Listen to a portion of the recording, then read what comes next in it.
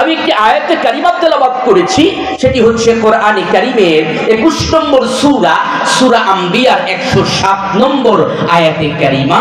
আল্লাহ তাআলা বলছেন, ওয়ামা আরসালনাকা ইল্লা রাহমাতাল লিল আলামিন।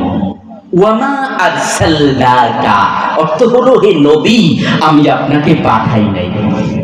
ইল্লা আরবি ব্যাকরণে বলা হয় ইস্তাসনা, অর্থ হলো সারা।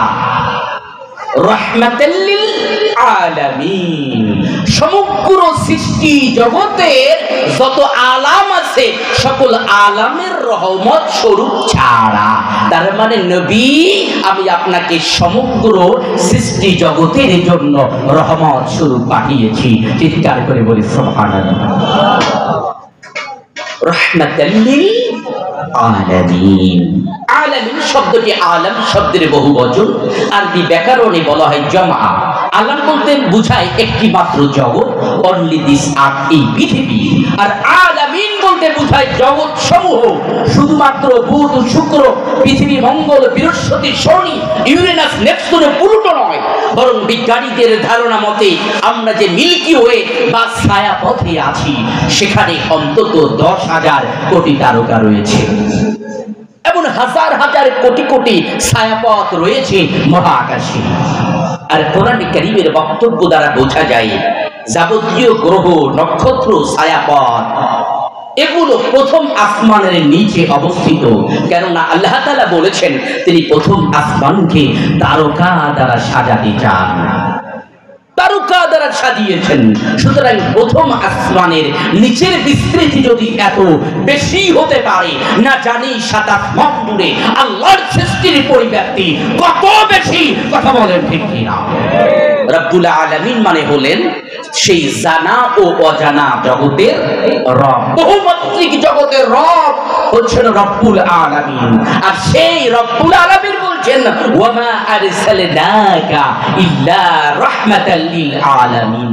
এর মানে হলো, হে নবী, আমি যত জগতের রব, আমার নবী মুহাম্মদুর রাসূলুল্লাহ তত জগতের জন্য রহমত, রহমত, রহমত। চিৎকার করে বলি সুবহানাল্লাহ। রাহমাতের নবী, যার চরিত্রের সনদ দিতে গিয়ে আল্লাহ তাআলা নিজেই বলেছেন, ইন্নাকা লাআলা খুলুকিন আযীম। নিশ্চয়ই হে রাসূল, আপনি মহান চরিত্রের উপর অধিষ্ঠিত। আমরা যাই চেয়ারম্যান সাহেবের কাছে, যে চেয়ারম্যান সাহেব একটা চারিত্রিক সনদপত্র দরকার, চেয়ারম্যান সাহেব লিখে দেয়, আব্দুল করিম পিতা আব্দুল গফুর, আমার জানা মতে স্বভাব চরিত্র ভালো, রাষ্ট্রবিরোধী কোনো রকম কার্যক্রমের সাথে সে জড়িত নয়, আমি তার সার্বাঙ্গীন মঙ্গল কামনা করছি। নাকি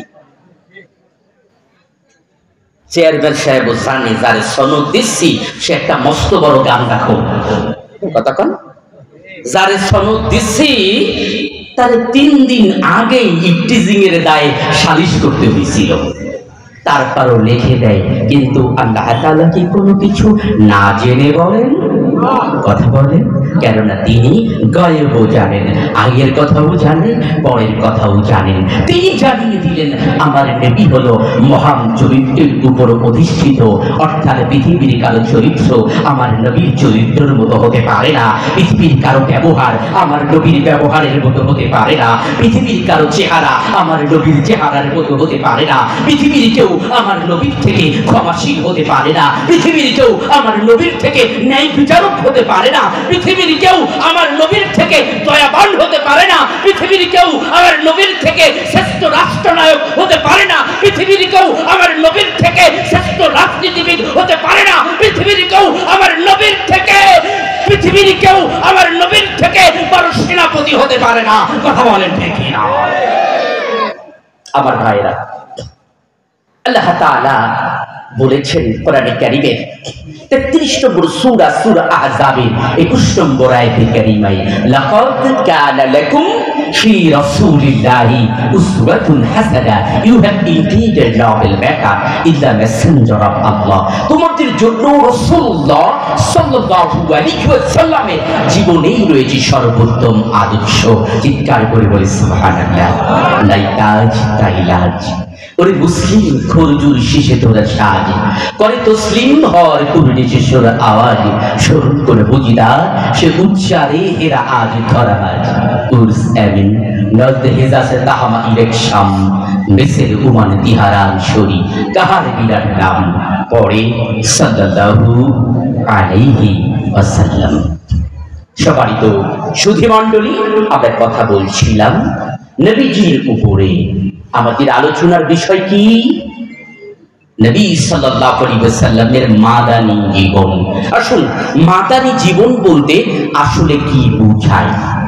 622 খ্রিস্টাব্দে মক্কা থেকে মদিনায় নবী সাল্লাল্লাহু আলাইহি ওয়াসাল্লাম হিজরত করেছিলেন। কত খ্রিস্টাব্দে? 622।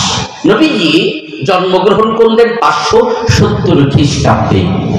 নবুয়তের প্রকাশ্য ঘোষণা পেলেন হীরা পর্বতের গুহায় 610 খ্রিস্টাব্দে। আর মক্কা থেকে মদিনায় হিজরত করেছিলেন 622 খ্রিস্টাব্দে। এই হিজরতের পর থেকে, মানে হিজরত থেকে শুরু করে নবীজির ওফাত পর্যন্ত মক্কা বিজয় সহ এই সময়টি হচ্ছে নবীজির মাদানী জীবন। আর হিজরতের পূর্বের যে 13 বছর সময় ছিল 610 থেকে 622, এটি হচ্ছে নবীজির মাক্কি জীবন। এখন এই মাক্কি এবং মাদানী জীবনের পার্থক্যটা কোথায়? মাক্কি এবং মাদানী জীবনের পার্থক্য হলো, প্রথম পার্থক্য হলো মাদানী জীবনটি হিজরতের পরে, মাক্কি জীবনটি হিজরতের আগে। দ্বিতীয় কথা হলো মাক্কি জীবনে মুসলমানেরা ছিল নির্যাতিত, লাঞ্ছিত, অপমানিত, অত্যাচারের স্টিম রোলার তাদের উপরে চাপা হয়েছিল। কোন রকম রাষ্ট্রীয় ক্ষমতা তাদের হাতে ছিল না। কোন অন্যায়ের প্রতিবাদ করতে গেলে মুসলমানেরা প্রতিবাদ না করে বরং তাকে ইসলাহের চেষ্টা করত, অনুরোধ করত, সশস্ত্র কোনো মোকাবেলা ছিল না। যে কারণে সীমাহীন জুলুম নির্যাতন মাক্কি জীবনে সইতে হয়েছে। আর মাদানী জীবন হলো নবীজি তখন রাষ্ট্রীয় ক্ষমতায় অধিষ্ঠিত। এখন যারা ইসলামের বিরুদ্ধাচরণ করে তাদেরকে শাস্তি প্রদান করা হয়। যদি কেউ চুরি করে তার হাত কেটে দেওয়া হয়। চেনা করলে, বিবাহিত যদি হয় তাহলে তাকে রসম করে পাথর মেরে হত্যা করা হয়। আর অবিবাহিত হলে 100 বেত্রাঘাত করা হয়। ডাকাতি করলে 1 হাত আর 1 পা কেটে দেওয়া হয়। মদপান করলে 40 বেত্রাঘাত, মতান্তরে 80 বেত্রাঘাত করা হয়। দিনের বিরুদ্ধাচরণ আগে যারা করত সেক্ষেত্রে কোনো প্রতিবাদ ছিল না, কিন্তু এখন যারা বিরুদ্ধাচরণ করে তাদের দাঁত ভাঙা জবাব দেওয়া হয়। মাদানী জীবন মানে সত্য মিথ্যার প্রথম দ্বন্দ্ব, যুদ্ধ বদর। মাদানী জীবন মানে উহুদের প্রান্তরে নবীজির দমদান মোবারক শাহাদাত। মাদানী জীবন মানে খন্দকের যুদ্ধ। মাদানী জীবন মানে মুতার প্রান্তরে 3 সাহাবার, 3 সেনাপতির শাহাদাত। মাদানী জীবন মানে মক্কা বিজয়। মাদানী জীবন মানে হুদাইবিয়ার সন্ধি। মাদানী জীবন মানে বিদায় হজে নবীজির ঐতিহাসিক বক্তব্য। কথা বলে ঠিক কি না আমার ভাইয়েরা? তাহলে মাদানী জীবন বিষয়টি আপনারা বুঝতে পেরেছেন নাকি? এতগুলো বিষয় এই সংক্ষিপ্ত পরিসরে আলোচনা করা সম্ভব নয়। আমরা চেষ্টা করব মৌলিকভাবে মাদানী জীবনের কিছু চুম্বকাংশ আপনাদের সামনে উপস্থাপন করতে। ওমা তাওফীকি ইল্লা বিল্লাহ। নবীজি হিজরত করেছিলেন 622 খ্রিস্টাব্দের সফর মাসের 27 তারিখ। তিনি মদিনার উপকণ্ঠে কুবায় পৌঁছেছিলেন 8 দিন সফর করার পরে। 8 রবিউল আউয়াল তিনি পৌঁছেছিলেন মদিনায়। আর এর আগে 8 দিন সফর করে তিনি উপকণ্ঠে পৌঁছালেন এবং সর্বশেষ 12 রবিউল আউয়াল মসজিদে নববী বর্তমানে যেখানে, এখানে নবীজি পৌঁছেছিলেন। নবীজি সর্বপ্রথম পৌঁছেছিলেন কুবায়। কোথায়? কুবায় পৌঁছেছিলেন, এবং কুবাতেই পৃথিবীর প্রথম মসজিদ অবস্থিত। মানে নবীজির নবুয়াত লাভের পরে প্রথম মসজিদ কোথায়? মসজিদে কুবা। আপনারা অনেকে হয়তো দেখেছেন। এই মসজিদে কুবার ভিত্তিপ্রস্তর স্থাপন করেছিলেন কে? মুহাম্মদ সাল্লাল্লাহু আলাইহি ওয়াসাল্লাম। পৃথিবীর এই প্রথম মসজিদ নবীজি নিজে উদ্বোধন করে দেখিয়ে দিলেন যে তোমরাও যখন মসজিদ বানাবে এমপি সাহেবকে দিয়ে উদ্বোধন করবে। কে? তোমরাও যখন মসজিদ বানাবে জননেত্রী শেখ হাসিনাকে দিয়ে উদ্বোধন করাবে। কি বলেন? নবীজি মসজিদে কুবার উদ্বোধন করে বুঝিয়ে দিলেন আব্দুল্লাহ ইবনে উবাইয়ের অস্তিত্ব মদিনায় টিকবে না, বরং মসজিদের যে আবাদ আমি শুরু করলাম কিয়ামত পর্যন্ত এই মসজিদের নেতৃত্ব, মসজিদ উদ্বোধনের কাজ আমার ওয়ারিস উলামায়ে কেরামরাই করবে। মসজিদে কুবার উদ্বোধন করলেন। উদ্বোধন করার পরে তিনি 3 দিন অবস্থান করেছিলেন কুবায়। খুব বেশি দূরত্ব নয়, মদিনা মসজিদে নববী থেকে কুবা খুব বেশি দূরত্ব নয়। যদি প্রাইভেট কারে বা মাইক্রোয় যাতায়াত করেন আমার মনে হয় 10-12 মিনিট সময় লাগে মাত্র। সেখানে 3 দিন অবস্থান করলেন এবং ওই এলাকার মানুষের উদ্দেশ্যে নবীজি বক্তব্য দিলেন। বক্তব্যটা এমন হওয়ারই কথা, স্বজন হারার বেদনা কত বিদূর, নাকি এরকম? না না না, এরকম বক্তব্য তিনি দেন নাই।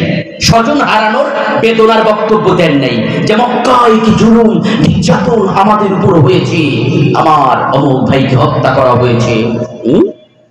কথা বুঝেন নাই? আমার ভাইকে হত্যা করা হয়েছে, আমার পিতাকে হত্যা করা হয়েছে, এমন বক্তব্য নবীজি দেন নাই। স্বভাবত দেওয়ার কথাই, যেহেতু 13 বছর জুলুম নির্যাতন সহ্য করে রাতের আধারে নবীজিকে হত্যার ষড়যন্ত্র যখন হয়েছে, দারুন নদওয়ার বৈঠক বসেছে, এরপরে নবীজি মক্কা থেকে মদিনায় এসেছেন। মক্কায় হারিয়েছেন হযরত সুমাইয়া রাদিয়াল্লাহু তাআলা আনহাকে, মক্কায় শহীদ হয়েছেন হযরত ইয়াসির রাদিয়াল্লাহু তাআলা আনহু, মক্কায় সীমাহীন জুলুম নির্যাতন সহ্য করেছেন হযরত খাব্বাব বেলাল রাদিয়াল্লাহু তাআলা আনহু। নবীজি এ বিষয়ে কিছুই বললেন না, বরং তিনি সর্বপ্রথম যে বক্তব্যটি কুবায় গিয়ে উপস্থাপন করেছিলেন সেই বক্তব্যটি ছিল তাকওয়ার বক্তব্য। সবাইকে আল্লাহর ভয় করার নসিহা ছিল, কোরআনের অনুসরণের বক্তব্য ছিল। কেন নবীজি ওই জুলুম নির্যাতনের কথা না বলে মানুষদেরকে, মদিনার মানুষদেরকে তিনি তাকওয়ার বয়ান করলেন? এর উদ্দেশ্য হলো পিছনকে ভুলে যাও, পিছনকে ভুলে যাও, সামনে এগিয়ে যাও, তাকওয়ার বলে বলিয়ান হয়ে বিশ্ব বিজয়ে এগিয়ে যেতে হবে তোমাদের। আমার ভাইরা, আল্লাহ তাআলার নবী তাকওয়ার বয়ান কেন করলেন? তাকওয়ার বয়ান করার কারণ হলো এই পৃথিবীতে যদি কেউ মুত্তাকি হয়, আল্লাহ ভীরু হয়, ওই ব্যক্তির জন্য গুনাহ করা সম্ভব হয় না। অন্যায় অপকর্ম থেকে যদি দূরে সরে যেতে চাও, কোন মুত্তাকি ব্যক্তি চুরি করতে পারে না, ব্যভিচার করতে পারে না, ডাকাতি করতে পারে না, অন্যের সম্পদ লুণ্ঠন করতে পারে না। কোন মুত্তাকি ব্যক্তি ইসলাম বিরোধী শক্তির সাথে হাত মিলাতে পারে না। কোন মুত্তাকি ব্যক্তি নবীজির বিরুদ্ধে কথা বলতে পারে না। কোন মুত্তাকি ব্যক্তি আর একজনের সাথে শত্রুতা পোষণ করতে পারে না। নবীজি কোরআনের অনুসরণের কথা বললেন। কেন নবীজি কোরআনের অনুসরণের কথা বললেন? কারণ হলো শাহরু রমাদানাল্লাযী উনজিলা ফীহিল কুরআন, রমজান মাস, এবার সেই কোরআন অবতীর্ণ হয়েছে হুদাল লিন-নাস, যা সমগ্র মানব জাতির জন্য হেদায়েত ওয়া বাইয়িনাতিন মিনাল হুদা ওয়াল ফুরকান, যা ছিল সত্য মিথ্যার মাঝে পার্থক্য নিরূপণকারী। জোরে বলুন ঠিক কিনা? ঈশ্বর হক না বাতিল, চেয়ারম্যান সাহেব ভালো না মন্দ, মেম্বার সাহেব ভালো না খারাপ, এমপি মন্ত্রী রাষ্ট্রপতি প্রধানমন্ত্রী, কে ভালো কে খারাপ, কোন দল হক আর কোন সুন্দর বাতিল তা পার্থক্য করে দিতে পারে কোরআন। জোরে বলুন ঠিক না? সুতরাং নবীজি বললেন কোরআনের অনুসরণ করো, তাহলে হক এবং বাতিলের পার্থক্য বুঝতে পারবে। তাকওয়ার নীতি অবলম্বন করো, তাহলে দুনিয়ার জীবনকে তুচ্ছ মনে করে আখিরাতের পাথেও জোগাড় করতে পারবে। কেননা তাকওয়া হলো হযরত আলীর ভাষায় আত-তাকওয়া হিয়াল খাউফু মিনাল জালিল ওয়াল আমালু বিত-তানজিল ওয়াস সাবরু আলাল কলিল ওয়াল ইসতিরদাদু লিয়াউমির রহিম। তাকওয়া চারটা বিষয়ের নাম। আল্লাহ তাআলাকে ভয় করে চলা, কোরআন সুন্নাহর উপরে আমল করা, অল্পে তুষ্ট থাকা, আর মৃত্যুর জন্য প্রস্তুতি নেওয়া, এর নাম হলো তাকওয়া। যত বর্ষ বেঁচে আছি তত বর্ষ মরে গেছি, মরিতেছি অতি বলে বলে, জীবন তো বরণ মোরা মরণের ঘরে থাকি, জানি না মরণ কারে বলে। যতই কাটিতেছে সময়, ঘটিতেছে জীবনের ক্ষয়, জানি না কখন ঘটে যাবে আমার জীবনের নয়। কথা বলেন ঠিক কিনা? পৃথিবীতে আসার সিরিয়াল থাকলেও যাওয়ার কোনো সিরিয়াল নেই। বহু সন্তান আছে তার পিতার আগে পৃথিবী থেকে বিদায় নিয়েছে, বহু মা আছে তার সন্তানের পরে এখনো পৃথিবীতে বেঁচে আছে, কিন্তু কলিজার টুকরার সন্তান আজ আর পৃথিবীতে না। আবার ভাইরা, সুতরাং মৃত্যুর চিন্তা যদি কারো মধ্যে থাকে, কোরআন সুন্নাহের আমল যদি থাকে, অল্পতে খুশি এই অনুভূতি যদি কারো মধ্যে থাকে, সেই ব্যক্তি গুনাহ করতে পারে না, অপরাধ করতে পারে না। কথা বলেন ঠিক না? আমার ভাইরা, কথা বলছিলাম, নবীজি তাকওয়ার বয়ান করলেন মদিনায় গিয়ে। মদিনায় একটি সনদ, একটি সংবিধান তিনি প্রণয়ন করলেন, যাকে মদিনা সনদ বা দ্য চার্টার অফ মদিনা বলা হয়। দ্য চার্টার অফ মদিনা বলা হয়। এই মদিনা সনদে লেখা ছিল অমুসলিমরা, ইহুদি খ্রিস্টান যারা রয়েছে, তারাও রাষ্ট্রের নাগরিক হিসেবে মুসলমানদের মতো অধিকার ভোগ করবে। তারাও মুসলমানেরা যেভাবে বিচার আচারে ন্যায় বিচার পাবে, তারাও পাবে, তারাও নিরাপত্তা বেষ্টনীর মধ্যে থাকবে। তবে শর্ত হলো ষড়যন্ত্র করা যাবে না, আর নবীজির কর্তৃত্ব সর্বত্র বিরাজমান থাকবে, আর নবীজি কুরআনের আলোকে রাষ্ট্র পরিচালনা করবেন। এর নাম হলো মদিনা সনদ। এই মদিনা সনদের স্লোগান আমরা আমাদের হঠাৎ করে হেলিকপ্টারে পলায়ন করা, কখনো পালাবে না ঘোষণা দেওয়া, বঙ্গবন্ধু কন্যা শেখ হাসিনার মুখে মাঝে মধ্যেই শুনতাম যে ধর্ম নিরপেক্ষতা এটি ঐতিহাসিক মদিনা সনদ থেকে নেওয়া হয়েছে। শুধু এতটুকু নয়, তিনি সংসদে এই বয়ানও পেশ করতেন, লাকুম দীনুকুম ওয়ালিয়া দীন। বুখারী শরীফের হাদিস। বুখারী শরীফের হাদিস দেখি, কি কোরআনে কারীমের আয়াত সূরা কাফির। আমার ভাইরা, এর নাম মদিনা সনদ নয়। মদিনার সনদের স্লোগান যখন আসবে, আপনি যখন মদিনার সনদের কথা বলবেন, তখন সেই রাষ্ট্রে আল্লাহর কর্তৃত্ব প্রতিষ্ঠিত হবে। আলা লাহুল খালকু ওয়াল আমরু, সাবধান সৃষ্টি যার, আইনও চলবে তা। মদিনার সনদ মানে নবীজির সর্বোচ্চ ক্ষমতা প্রতিষ্ঠিত হওয়া। মদিনার সনদের কথা যখন বলবেন, তখন আপনার রাষ্ট্রে মুহাম্মদ সাল্লাল্লাহু আলাইহি ওয়াসাল্লামের বিরুদ্ধে কেউ ব্লগ লিখবে আর আপনি তাকে ফাঁসি দিবেন না। আপনার রাষ্ট্রে নবীজির বিরুদ্ধে কেউ কথা বলবে আর আপনি তাকে গ্রেফতার করবেন না। আপনার রাষ্ট্রে কেউ নবীর আন্দোলন বাদ দিয়ে ইসলামী আন্দোলনের বিরুদ্ধে ষড়যন্ত্র করবে আর আপনি তাকে রাস্তানাবুদ করবেন না। এর নাম মদিনা সনদ হতে পারে না। আমার ভাইরা, মদিনা সনদ নবীজি প্রেরণ করলেন। এই প্রেরণের আগের কথা, নবীজি যখন ওই যে 3 দিন কুবায় থাকার পরে মদিনায় প্রবেশ করবেন। কোথায়? মদিনায় নবীজি যখন প্রবেশ করবেন, মজার ব্যাপার হলো এর আগে থেকেই মক্কার মানুষদের জুলুম নির্যাতনের কারণে মদিনাবাসী জানতো নবী সাল্লাল্লাহু আলাইহি ওয়াসাল্লাম যে কোনো সময় হিজরত করে মক্কা থেকে মদিনায় আসবেন। তাই মদিনার লোকেরা নবীজিকে অভিনন্দন জানানোর জন্য মদিনার একেবারে সাইড এলাকা, জায়গাটার নাম হলো হারারা। এই হারারা নামক জায়গায় একটি উঁচু ঢিবির উপরে সকাল থেকে সন্ধ্যা পর্যন্ত দাঁড়িয়ে থাকতো আর অপেক্ষা করতো কখন যেন সেই দয়ার নবী, মায়ার নবী আসে। কি ভাবলেন? ওদিকে মক্কার শত্রুরা ষড়যন্ত্র করলো, রাতের আধারে 10 গোত্রের 10 পালোয়ান ঘিরে রাখলো, নবীজিকে কতল করে দেবে। আর আল্লাহ তাআলা ওই পাশে জুলুম আর এই পাশে শান্তি রেখেছেন। ওরা দাঁড়িয়ে দিতে যায় আর এরা আলিঙ্গন করে নিতে যায়। কথা বলছেন না?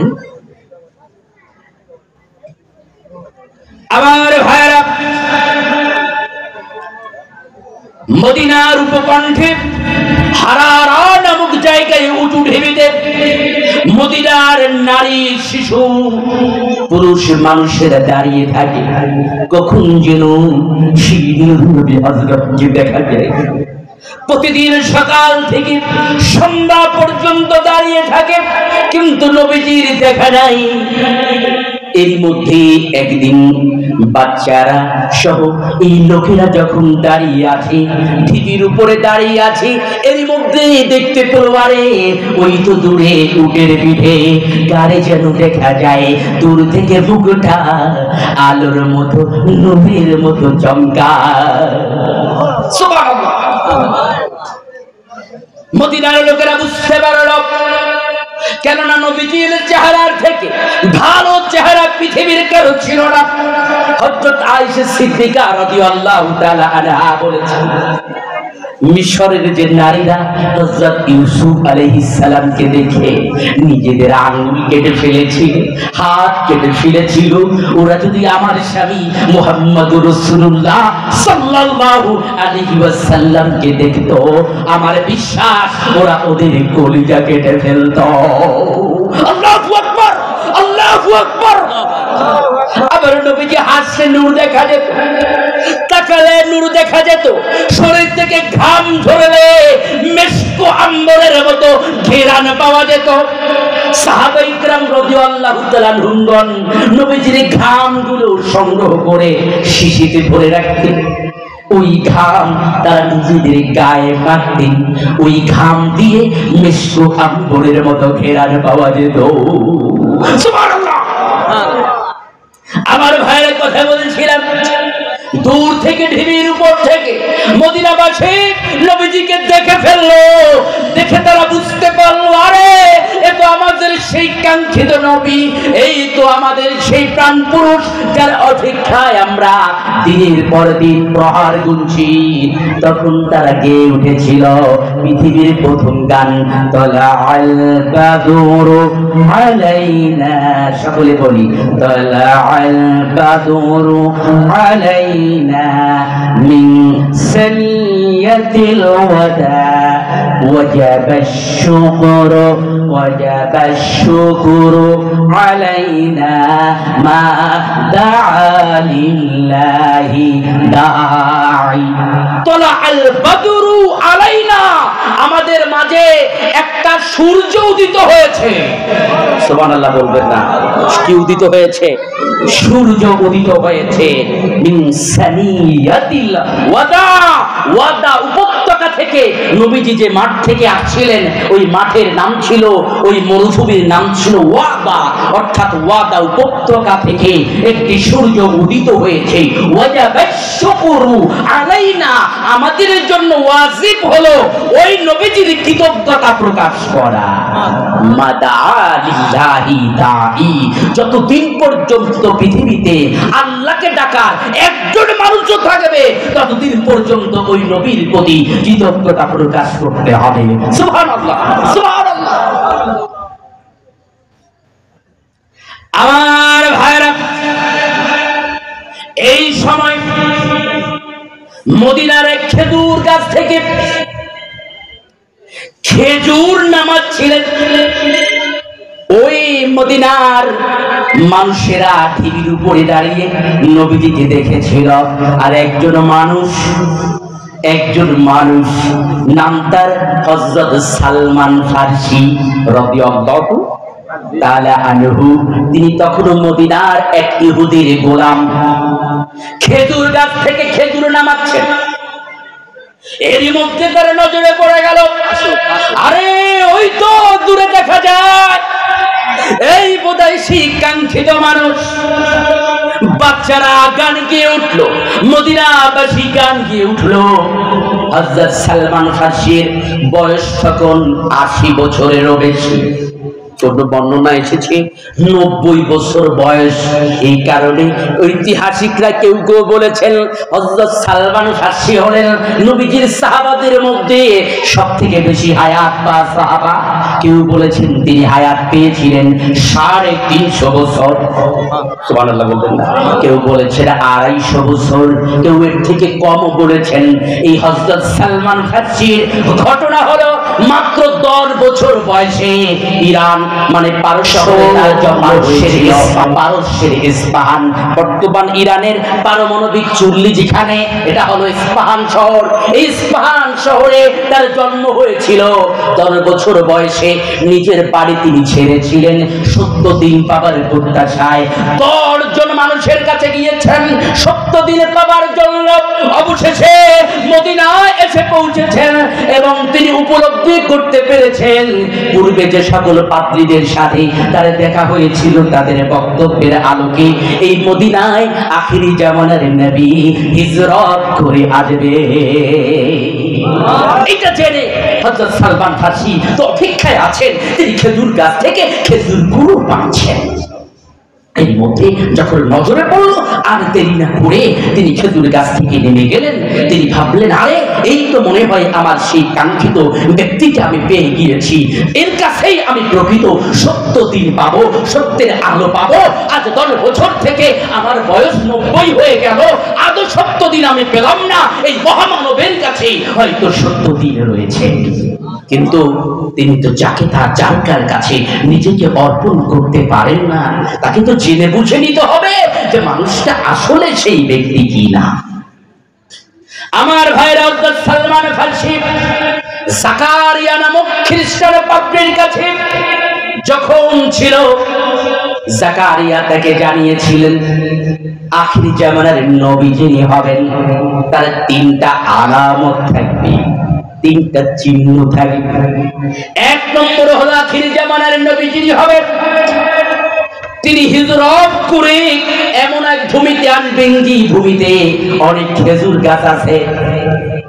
২ নম্বর প্রমাণ হলো আখিরি জামানার নবী যিনি হবেন তিনি হাদিয়া গ্রহণ করবেন কিন্তু সদকা বা দান গ্রহণ করবেন না। ৩ নম্বর বৈশিষ্ট্য হলো আখিরি জামানার নবী যিনি হবেন তার পিঠের উপরে, কাঁধের উপরে, গলা থেকে নিচে নবুয়তের মোহর অঙ্কিত থাকবে। এই ৩টা বৈশিষ্ট্য তুমি যার মধ্যে পাবে সালমান, তুমি বুঝে নেবে ওই ব্যক্তি আখিরি জামানার নবী, তার কাছেই তুমি সত্য দিন পেয়ে যাবে। সালমান ফারসি এবার চাইলেন পরীক্ষা করার জন্য যে আমার কাছে যে খেজুর আছে এইটা আমি প্রথমেই আগত ব্যক্তিকে দান করে দেখি তিনি দানটা গ্রহণ করেন কিনা। হযরত সালমান ফারসি রাদিয়াল্লাহু তাআলা আনহু খেজুর গাছ থেকে নেমে কিন্তু খেজুর এগিয়ে দিলেন নবীজির সামনে, বললেন জনাব এই খেজুরগুলো আপনার জন্য সদকা করে দিচ্ছি। নবীজি হাত আগাতে যাচ্ছিলেন, এর মধ্যে হাতটি গুটিয়ে নিলেন। হযরত সালমান ফারসি তৎক্ষণাৎ তার ভাষা পরিবর্তন করে বললেন, জনাব এটি সদাকা নয়, বরং আমি এটি আপনার জন্য হাদিয়া হিসেবে পেশ করছি। তৎক্ষণাৎ নবীজি হযরত সালমান ফারসির কাছ থেকে খেজুরগুলো নিয়ে নিজে খাওয়া শুরু করলেন। চিৎকার করে বলি সুবহানাল্লাহ। ভিন্ন বর্ণনা মতে হযরত আব্দুল্লাহ ইবনে আব্বাস রাদিয়াল্লাহু তাআলা আনহু বর্ণনা করেছেন, হযরত সালমান ফারসি বলেছেন, আমি যখন মদিনায় ছিলাম তখনই শুনতে পেলাম যে একজন ব্যক্তির আগমন ঘটেছে কুবায়। তিনি নাকি নিজেকে নবুয়ত বলে দাবি করছেন এবং লোকেরা নাকি তার অনুসরণ করছে। তাই আমি তৎক্ষণাৎ কুবায় রওনা হলাম। রওনা হয়ে আমার কাছে থাকা কিছু খেজুর এবং খাদ্য সামগ্রী তার কাছে পেশ করে বললাম, জনাব, আপনি সহ আপনার সাথে অনেক অসহায় মানুষ আছে, তাদের জন্য আমি এই খাবারগুলো সৎকা করছি। নবীজি তা গ্রহণ করলেন না, তবে সঙ্গী সাথী যারা আছে তাদেরকে তিনি খাইতে বললেন। হযরত সালমান ফারসি বললেন, এরপরে আমার কাছে গচ্ছিত থাকা আরো কিছু খাদ্য সামগ্রী ছিল, কিছু মূল্যবান হাদিয়া আমি নবীজির কাছে নিয়ে গেলাম। মদিনায় আসার পরে সেই দিন আমি বললাম যে এইগুলো আপনার জন্য হাদিয়া হিসেবে পেশ করছি। নবীজি সেই দিন আমার খাবারগুলো খেলেন। তাহলে দুইটা বিষয় হয়ে গেল নাকি? বাদ থাকে কোনটা? নবুয়াতের মোহর অঙ্কিত আছে না নাই, গায়ের জামা পরা থাকলে বোঝা যায়। আমার ভাইরা, নবীজি একদিন বসে আছেন, দুই খণ্ড চাদর ঘাড়ের উপরে দিয়ে। হযরত সালমান ফারসির মনে কৌতূহল, তিনটা বৈশিষ্ট্যের দুইটা মিলে গেছে, আর একটা বৈশিষ্ট্য যদি মিলে যায় তাহলে আমি আমার কাঙ্ক্ষিত সেই নবীকে পেয়ে যাই। এই সালমান ফারসি ঘুরে বেড়ায় গিয়ে দেখলো নবীজি কাঁধের উপরে দুইটা চাদর দিয়ে আছে। চাদর নাড়ানো যায় কি যায় না? চাদর যে কোনো সময় বাতাসে উড়ে যেতে পারে, হঠাৎ করে কাঁধের উপর দিয়ে পড়ে যেতে পারে। হযরত সালমান ফারসি নবীজির সামনে না দাঁড়িয়ে নবীজির পিছনে হাঁটাচলা করতে লাগলেন। নবীজি বুঝে গেলেন হয়তো আল্লাহ ওহির মাধ্যমে তার প্রিয় হাবিবকে জানাইয়া দিলেন যাতে সালমান ফারসির পক্ষে কালেমা নসিব হয়। হঠাৎ করে নবীজি তার কাঁধের চাদরটা ফেলিয়ে দিলেন। ভিন্ন বর্ণনায় বাতাস এসে নবীজির কাঁধ থেকে চাদরটা ফেলে দিল। এরই মধ্যে সালমান ফারসি তাকিয়ে দেখলেন নবীজির গলার নিচে কাঁধ বরাবর কবুতরের ডিমের মতো উঁচু গোস্ত দেখা যায়। সুবহানাল্লাহ। সালমান ফারসি আর দেরি করলেন না, দেরি না করে দ্রুত গিয়ে নবীজির পিঠের মোহরের উপরে সুমা দিয়ে দিলেন। আর হাউমাউ করে কেঁদে বললেন, ওগো আল্লাহর নবী, আপনার দিন পাওয়ার জন্য, আপনাকে খোঁজার জন্য 10 বছর বয়সে ইরাম ত্যাগ করেছি। ওগো নবী, গোলাম হিসেবে এই মদিনার এক ইহুদির কাছে বিক্রি হয়েছে। আজ আপনার সাক্ষাৎ পেয়ে গেলাম, আমার মনে ব্যথা বেদনা গুলো আপনি মেলান করে দিন, আর দেরি করবেন না নবী, আপনি আমার কালেমা পড়াইয়া দেন। আল্লাহু আকবার। আমার ভাইরা সালমান ফারসি কালেমা পড়ে নিল। নবীজি বললেন, সালমান, তুমি যেহেতু এখন ইহুদির গোলাম, যতক্ষণ পর্যন্ত তোমার মনিব তোমাকে আযাদ না করবে ততক্ষণ পর্যন্ত তুমি আমার সাথে থাকতে পারবে না। বরং ওই তোমার মনিবের দায়িত্ব, মনিবের খেদমতের দায়িত্ব, গোলামিত্বের দায়িত্ব পালন করতে হবে। তবে হ্যাঁ, তুমি তোমার মনিবের সাথে কথা বলবে, তোমাকে যেন সালমান তোমার মনিব আযাদ করে দেয়। হযরত সালমান ফারসি রাদিয়াল্লাহু তাআলা আনহু তার মনিবের সাথে কথা বললেন, আমি আজাদ চাই, আমি আজাদ চাই।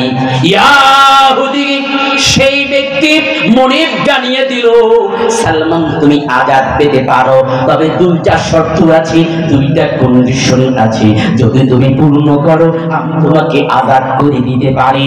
1 নম্বর শর্ত হলো 300 খেজুরের বীজ আমার জমিতে বপন করতে হবে। ওই 300 বীজ দিয়ে চারা গজাতে হবে, চারা গজানোর পরে 300 গাছ হতে হবে।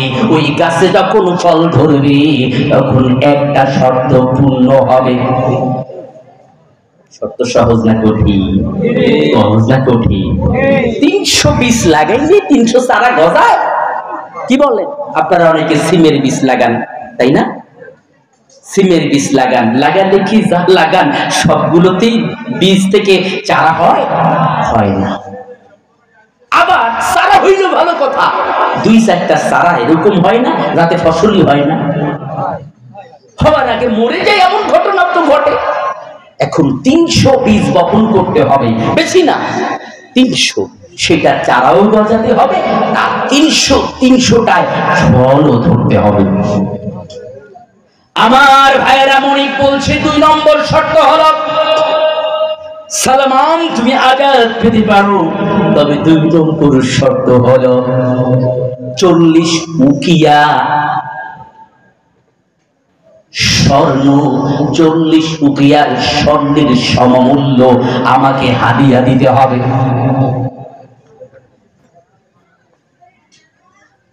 বোঝা যায় এই প্রস্তাব দিয়ে সালমানের মনিব আসলে হযরত সালমানকে আজাদ করতে চায় না, তার বয়স শেষ হয়ে যাবে, কিন্তু 40 উকিয়া পরিমাণ স্বর্ণ সে জোগাড় করতে পারবে না।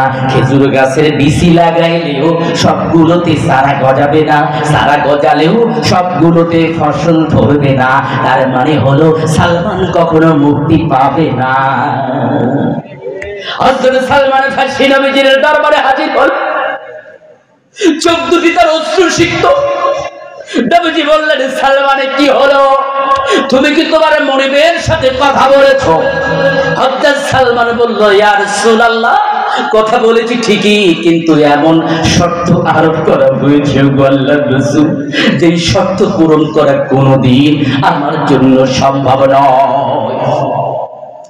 দয়ার নবী, মায়ার নবী, রহমতের নবী, রাহমাতুল লিল আলামিন হযরত সালমান ফার্সিকে ডেকে বললেন, সালমান, কি শর্ত 2টা আমায় খুলে বলো, কি শর্ত তোমার মনিব তোমাকে দিয়েছে?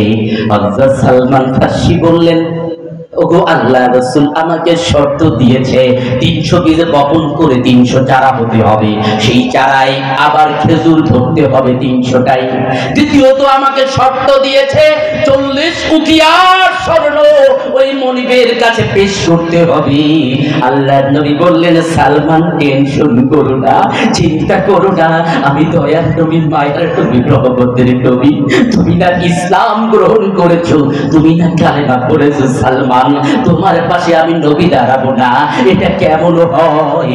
ও সালমান, আনো 300 খেজুরের বীজ আনো, আমি মুহাম্মদুর রাসূলুল্লাহ নিজে 300 খেজুরের বীজ বপন করবো। আল্লাহু আকবার। আমার ভাইয়ের, আল্লাহর নবী 300 খেজুরের বীজ বপন করতে গেলেন, সঙ্গে হযরত সালমান ফার্সি, সঙ্গে হযরত আবু বকর, সঙ্গে হযরত ওমর। নবীজিকে 3জনকে সাথে নিয়ে খেজুরের বীজ বপন করছেন। 299টা বীজ আল্লাহর নবী বপন করেছেন। কোন পাখে হযরত আবু বকর একটা খেজুরের বীজ বপন করে ফেলেছে।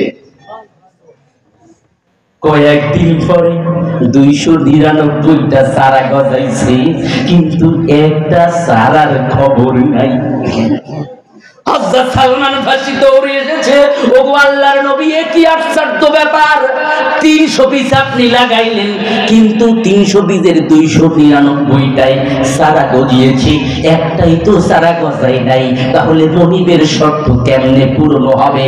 আল্লাহর নবীজি হেসে দিয়ে হযরত আবু বকরকে উদ্দেশ্য করে বললেন, আবু বকর, তুমি কি একটা বীজ লাগাইছিলা নাকি? হযরত আবু বকরের মুখটা মলিন হয়ে গেছে, বললেন, ওগো আল্লাহর রাসূল, আমি দেখলাম কষ্ট করে আপনি এতগুলো বীজ বপন করছেন, আমি একটা বীজ লাগাই। নবী বললেন, হয়েছে কাজ আবু বকর, তোমার লাগানো বীজটা আর ও দিয়ে চারা গজায় নাই।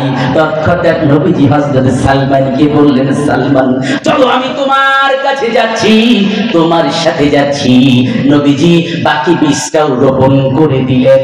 রোপণ করার সাথে সাথে ওই বীজ থেকে চারা গজিয়ে গেল। খুব বেশি দিন দেরি হয় নাই, দেখতে দেখতে 300 খেজুর গাছে ফসল ধরে গেল। 300 খেজুর গাছে খেজুর ধরে গেল। এবার হযরত সালমান তার মনিবের কাছে গিয়ে বললেন, মনিব, একটা শর্ত পূরণ হয়ে গেছে। মনিবের মুখটা মলিন হবার পাশাপাশি মনিব হেসে দিয়ে বলছে, সালমান, বুঝলাম 300 খেজুর গাছে ফসল ধরেছে, কিন্তু 40 উকিয়া সোনা কই? তা তুমি কোথায় পাবা সালমান? এইটা তুমি জোগাড় করতে পারবা না, আর তোমার আজাদও হবে না। এরই মধ্যে নবীজির দরবারে একটা হাদিয়া আসলো, ডিমের আকৃতির একটা সোনার খণ্ড নবীজির কাছে আসে। নবীজি ডাক দিয়ে বললেন, সালমান আসেন। হযরত সালমান পাশে দাঁড়াইলেন, বললেন, নবী আমি আসি। নবীজি বললেন, এই নাও, এই ডিমাকৃতির স্বর্ণখণ্ড তোমার মনিবের কাছে পেশ করো, পেশ করে বলো এই নেনা আপনার হাদিয়া। সালমান ফার্সি বলছেন, গো আল্লাহর নবী, এই দিনের ওজন তো বেশি না, কেমনে এটা 40 উকিয়া হবে? আল্লাহর নবী বললেন, সালমান টেনশন করো না, চিন্তা করো না, 40 উকিয়া ওই দিনে আল্লাহ ওজন দিয়ে দেবেন। সুবহানাল্লাহ। সালমান ফার্সি ডিমটাকে নিয়ে পাল্লায় ওজন করলেন, দেখলেন আল্লাহু আকবার, আল্লাহু আকবার, এই ডিমের ওজন 40 উকিয়ারও বেশি। আবার ভাইয়েরা, হযরত সালমান ফার্সি রাদিয়াল্লাহু তাআলা আনহু এভাবেই তার বিপদ থেকে তিনি মুক্তি পেয়েছিলেন। কথা বলছিলাম নবীজির মদিনার জিন্দেগিতে নবীজি প্রথম 3 দিন থাকলেন মসজিদে কুবায়, অতঃপর তিনি মদিনায় পৌঁছালেন। তিনি উটের পিঠে আছেন, উটের পিঠে চলছেন। সকলে আহ্বান জানাচ্ছে, হুজুর আপনি আমার বাড়িতে অবস্থান করুন। আবার একটু সামনে গেলে আর একজন বলছে, হুজুর আমার পরিবার পরিজন আপনার জন্য কুরবানি হোক, যেমন ব্যবস্থা আছে এর মধ্যেই আপনি থাকবেন, আপনি আমার দাওয়াত কবুল করুন, আমার বাড়ির মেহমান হন। নবীজি বললেন, না, আমার উটকে আল্লাহ তাআলা মেসেজ দিয়েছেন, উট যেখানে হাঁটু গেড়ে বসবে সেখানেই আমি অবস্থান করব। সবার আহ্বান চলছে, সবাই ডাকছে, প্রাণের নবীকে তার ঘরের মেহমান বানাতে যায়। উটটি হাঁটছে, চলতে চলতে বর্তমান মসজিদে নববী যেখানে এর দরজার সামনে উটটা একটু বসছে। নবীজি তারপরও নামছেন না। উটটা আবার উঠলো, উঠে আর একটু সামনে গেল, আবার ফিরে এসে ওই জায়গায় বসলো। নবীজি বললেন, এই জায়গাটাই আল্লাহ নির্বাচন করেছেন মসজিদে নববী বানানোর জন্য। চিৎকার করে বলি সুবহানাল্লাহ। নাম ছিল মসজিদুন নবী বা মসজিদুর রাসূল সাল্লাল্লাহু আলাইহি ওয়াসাল্লাম। এটা পরবর্তীতে নাম হয়ে গেল মসজিদে নববী। সুবহানাল্লাহ। আমার ভাইয়েরা, এখন মদিনায় নবীজি গেলেন বটে, কিন্তু মক্কার কাফেররা বসে নাই। কথা কন না কেন? 2024 সালের 5 আগস্ট ছাত্র গণ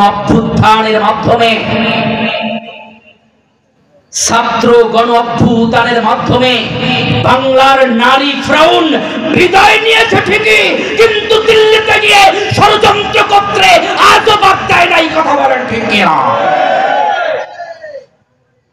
মক্কার কাফেররা বসে নাই, যে ষড়যন্ত্র করেছি মুহাম্মদ সাল্লাল্লাহু আলাইহি ওয়াসাল্লাম চলে গেছে মক্কা ছেড়ে, এখন অন্তত চুপ থাকি, আমাদের মধ্যে তো কোনো রকম কিছু করছে না। কিন্তু তারা চুপ নাই, কারণ তাদের অন্তরে যন্ত্রণা শুরু হয়েছে। জালেমের অন্তরে যন্ত্রণা নেবে না, আর জালেমকে আল্লাহ তাআলা কোনোদিন হেদায়েত দেন না। আল্লাহু লা ইয়াহদিল কওমাজ যালিমিন। আল্লাহ বলেছেন, আল্লাহ তাআলা জালিমকে হেদায়েত দান করেন না। তাই মক্কা কাফেররা ষড়যন্ত্র করতে লাগলো। তারা ভাবলো, মদিনায় গিয়ে যদি মুহাম্মদ সাল্লাল্লাহু আলাইহি ওয়াসাল্লামের দল ভারী হয়ে যায়, তাহলে আজ বাদে কাল মক্কা আক্রমণ করবে, তার খ্যাতি চারিদিকে ছড়িয়ে যাবে। সুতরাং শক্তি সঞ্চয় করার আগেই মদিনা আক্রমণ করতে হবে। কি বুঝলেন? 5 আগস্টের বিপ্লবের পরে এদেশের ইসলামপন্থীরা যেভাবে মানুষের দাঁড়ে দাঁড়ে ঘুরে বেড়াচ্ছে, এদেশের মানুষ বলা শুরু করেছে, আর ধর্ম নিরপেক্ষতা নয়, জাতীয়তাবাদ নয়, এখন একটাই এদেশের মানুষকে শান্তি দিতে পারে, তাহলে ইসলাম। তাই তো আবু জেহেলের উত্তরসূরিরা ষড়যন্ত্রের মতো আরে একবার যদি ইসলাম ক্ষমতায় চলে যায়, তাহলে আমরা নারীবাজি করতে পারবো না। একবার যদি ইসলাম ক্ষমতায় চলে যায়, আমরা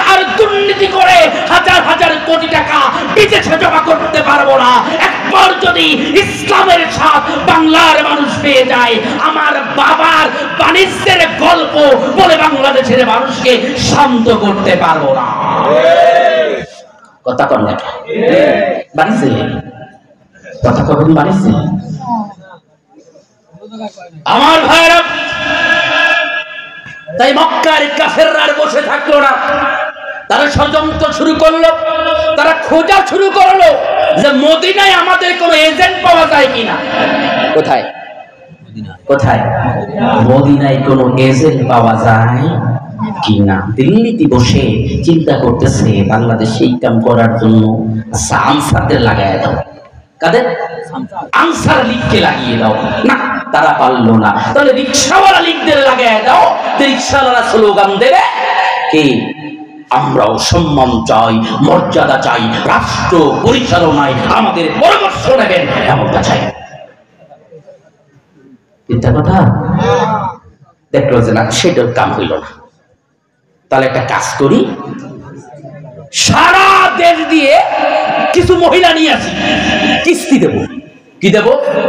কোন রকম জামানত ছাড়া প্রত্যেককে 1 লক্ষ টাকা করে কিস্তি দেব। সারা দেশে থেকে গাড়ি ভরে মহিলারা রাজধানীতে আসছে। কে আসতে বলছে ভালো করে জানে না, বললো কিস্তি দেবে নাকি। তার মানে 3 নম্বর মিশন হলো কিস্তি লীগ। কথা কন, কিস্তি লীগ। শুরুতে ছিল আনসার লীগ, তারপরে রিক্সা লীগ, তারপরে কিস্তি লীগ। দেখলো যে না, এইগুলো ধরা খেয়ে গেছে, কি করা যায়। আবু জেহেলের উপদেষ্টা ছিল বিশাল ইবলিসকে। কতক্ষণ ইবলিস। দারুন নদওয়ার যখন বৈঠক বসেছে তখন আলোচনা হচ্ছিল যে আচ্ছা কি করা যায়। আবু জেহেল প্রধান, 10 গোত্রের সব পালোয়ানরা হাজির। সিদ্ধান্ত হলো আমরা একটা কাজ করি, এদের মধ্যে একজন পালোয়ানকে দায়িত্ব দিই যে মুহাম্মদ সাল্লাল্লাহু আলাইহি ওয়াসাল্লামকে কতল করে ফেলবে।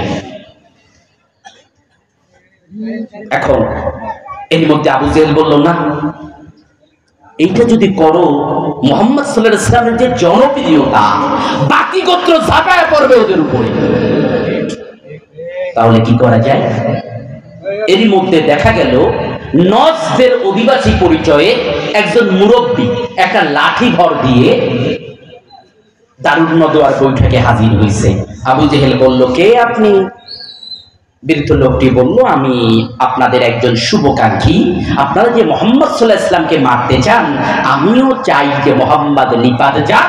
আশা করি একটা ভালো পরামর্শ মুরব্বী হিসেবে আপনাদের দিতে পারবো। এই মুরব্বী এবার বলতেছে, আমার একটা পরামর্শ আছে। কি পরামর্শ?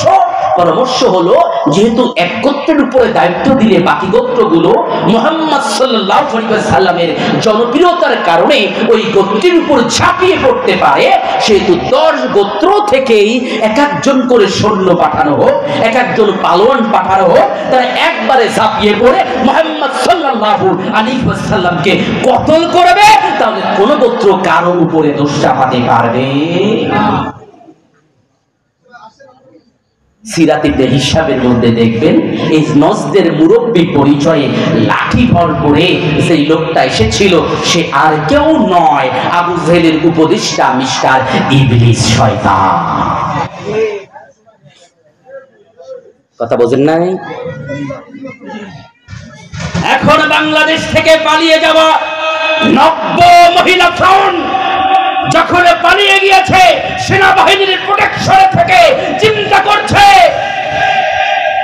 কি আনসার লীগ দিয়ে কাম হইল না, রিক্সা লীগ দিয়েও হইল না, কিস্তি লীগ দিয়েও হইল না, তাহলে কি করা যায়?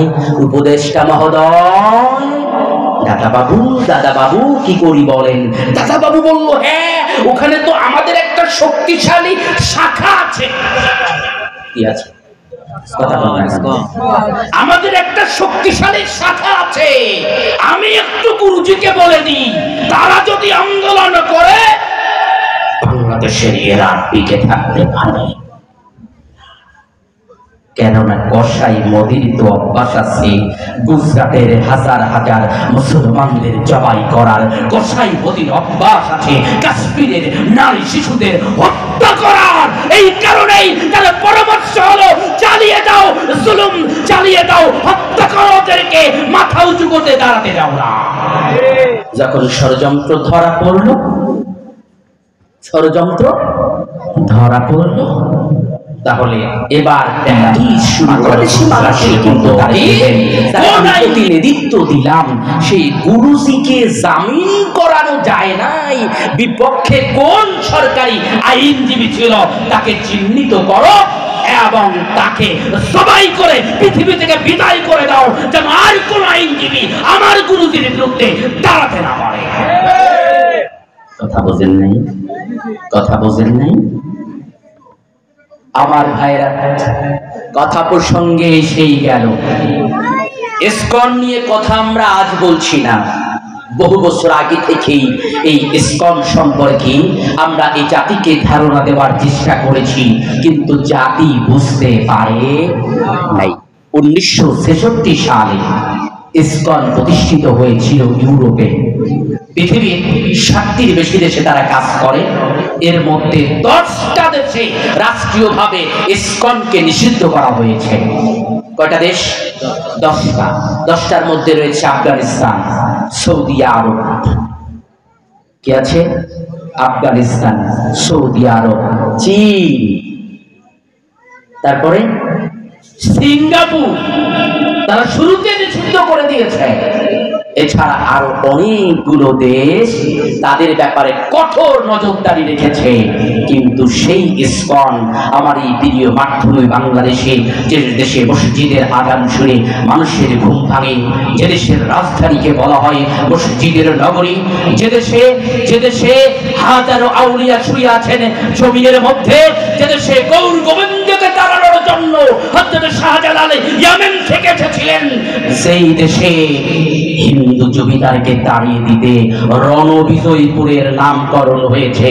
সেই বাংলাদেশে তারা ওত পেতে বসেছে বিগত 15 বছর ধরে, বীজ বপন করতে করতে বিশাল এক গাছে রূপান্তরিত হয়েছে। আসুন তাদের কুকর্মের ইতিহাস আপনাদের সামনে ছোট্ট করে ব্যক্ত করতে চাই। ইসকন এটা পূর্ণ রূপ হচ্ছে ইন্টারন্যাশনাল সোসাইটি ফর কৃষ্ণ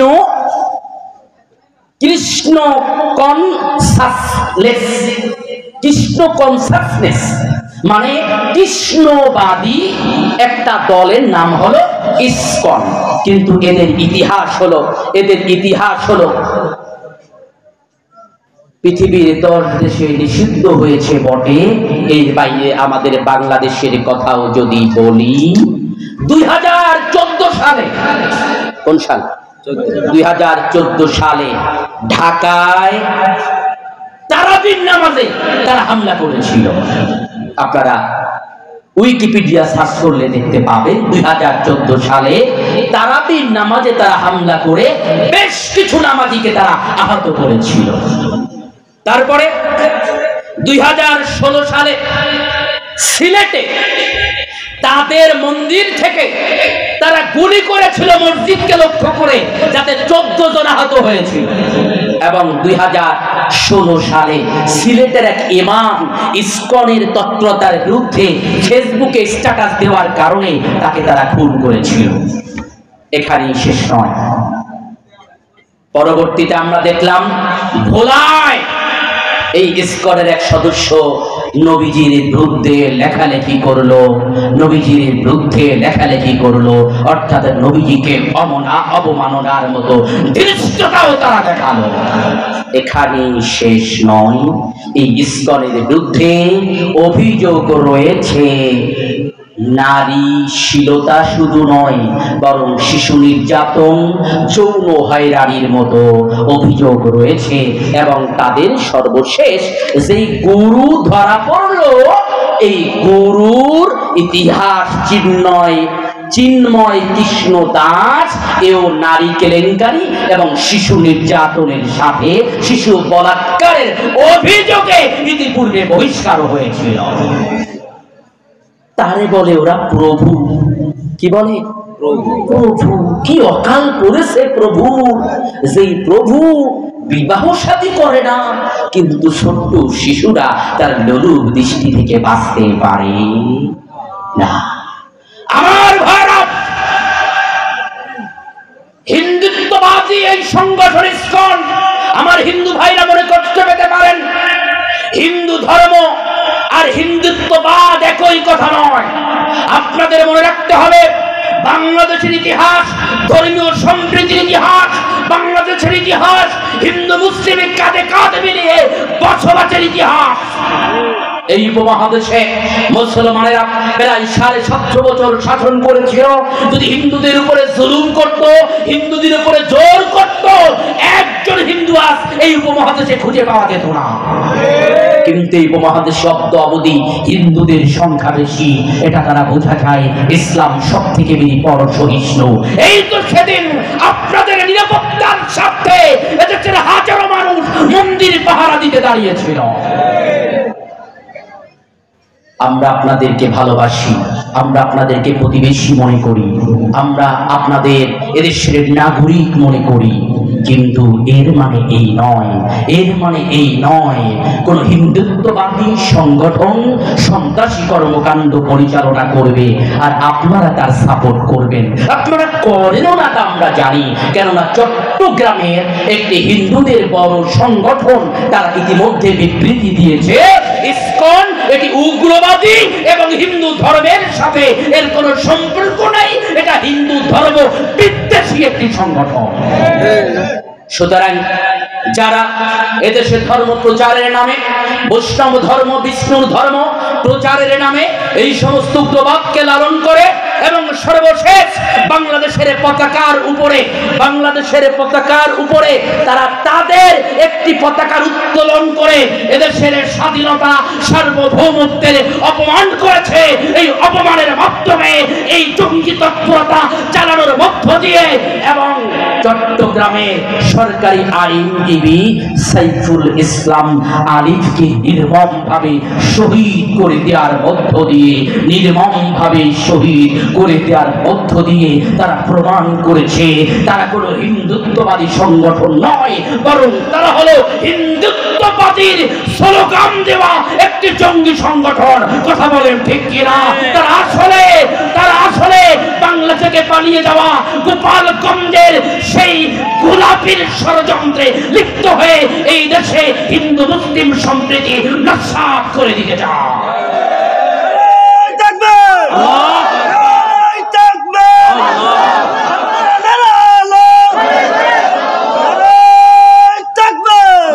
আমার ভাইরা নিবিড় ভাবে পর্যবেক্ষণ করুন, তাদের এই তৎপরতার কারণে আজ বাদে কাল যা ঘটতে পারে, এদেশের মন্দিরগুলোতে ওরা নিজেরাই হামলা করতে পারে। চট্টগ্রামে আইনজীবী সাইফুল ইসলাম আলিফকে যারা হত্যা করেছে, ভিডিও ফুটেছে, যাদেরকে পাওয়া গেছে তাদের মধ্যে 6 জনই ছাত্রলীগের কর্মী, তারা হিন্দু নয়। সুতরাং এই ইসকন নামে যে হিন্দুত্ববাদী সংগঠন আছে, এটা হিন্দুত্ববাদীর স্লোগান দিয়ে এর মধ্যে দেশ বিধ্বংসী যারা কিছুদিন আগে প্রায় 2000-এর মতো সন্তানদেরকে, ছাত্রদেরকে শহীদ করেছে, হাজারো মায়ের বুক খালি করেছে, হাজারো ছোট্ট নিষ্পাপ বাচ্চাকে হত্যা করেছে, আজও 30,000-এর অধিক যুবকেরা কাতরাচ্ছে হাসপাতালে, কারো হাত নাই, কারো পা নাই, কারো চোখ নাই। এর মধ্যে ষড়যন্ত্র করে ওরা আবারও নতুন স্বাধীনতাকে ধ্বংস করে এই দেশে হিন্দুত্ববাদী রাজ ইন্ডিয়ার গোলামি কায়েম করতে চায়। কথা বলেন ঠিক কিনা? ষড়যন্ত্র, এত বড় ষড়যন্ত্র হাত ছাড়ি দিয়ে ডাকছে। ফিরাউনের উত্তরসূরিরা এসব শুধু হাঁটছে, এসব দেখে ভয় পেলে আর চলবে না মোদের। মনে রাখবে আল্লাহ আছেন আর ইবলিস আছে ওদের। সব চক্র চক্রান্ত লটকে যাবে শক্তিমানের কাছে, তাগুতির সব যন্ত্র মন্ত্র জলে যাবে ভেসে। আমার ভাইরা ভয় পেতে পারেন যে ইন্ডিয়ার কাছে ভারতের কাছে অনেক সৈন্য আছে, তাদের অস্ত্র আছে, পারমাণবিক বোমা আছে। আমরা তাদের 3-5 দ্বারা বেষ্টিত একটি দেশ, আমার অস্ত্র নাই, অত পরিমাণ সৈন্য নাই। হাই, যদি ওদের বিরুদ্ধে কথা বলি আমার অস্তিত্ব মনে হয় বিলীন হয়ে যাবে, আমার অস্তিত্ব মনে হয় বিলীন হয়ে যাবে। না রে ভাই, না রে ভাই, ওদের অস্ত্র আছে, ওদের জনবল আছে, বড় দেশ আছে ঠিকই, কিন্তু বাংলার মুসলমানের ঈমান আছে, যেই ঈমানে বলে ওই ইন্ডিয়া কেন আমেরিকাকে বুলন্দিত করে দিতে পারি।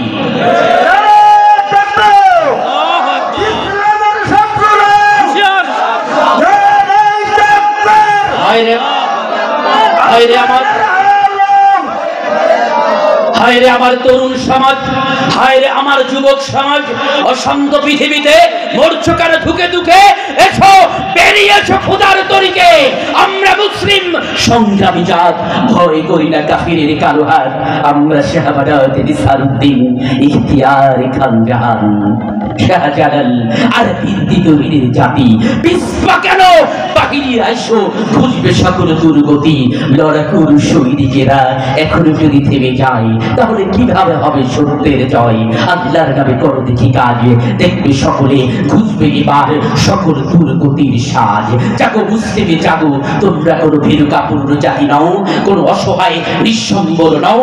তোমাদের রুধির ধারায় বহমান ইমানি তারুণ্যের জয়গান। আল্লাহর সহযোগিতা তোমার পক্ষে, আল কুরআন তোমার পক্ষে। পৃথিবীর কোনো শক্তি তোমাতে পারেনি, তোমাদের পারবে না কোনোদিন। কথা বলে ঠিক না? আমার ভাইরা, আমরা তো খাইবার প্রান্তরে যুদ্ধ করেছিলাম।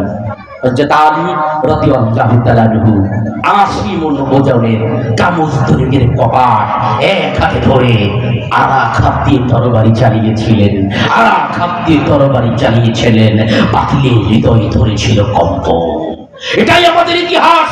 আমরা আফ্রিকা বিজয় করেছি, জঙ্গলের হিংস্র জন্তু জানোয়ার পর্যন্ত আমাদের আনুগত্য করেছে। কথা বলেন ঠিক না?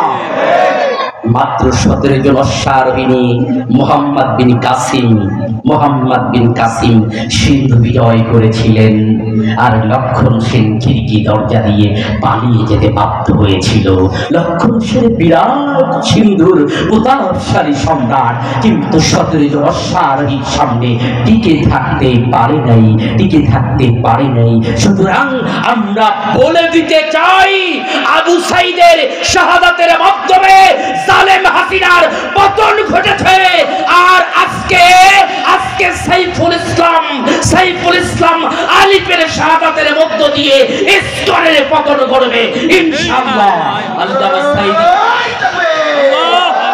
আল কোরআনের আলো, আল কোরআনের আলো, ইসলামের শত্রুরা, ইসলামের বিপ্লব চট্টলা থেকে শুরু হবে। আমার বিশ্বাস আইনজীবী, রাষ্ট্রপক্ষের আইনজীবী হিন্দুত্ববাদীর বিরুদ্ধে লড়ে মসজিদ রক্ষার জন্য সংগ্রাম করে বিরাট উৎসর্গের মধ্য দিয়ে তার জানা যায় যে লক্ষ লক্ষ মানুষের সমাগম হয়েছে। গোটা দেশের মানুষ যেভাবে জেগে উঠেছে, এটা ইসলামের বিপ্লব হওয়ার পূর্ব আলামত।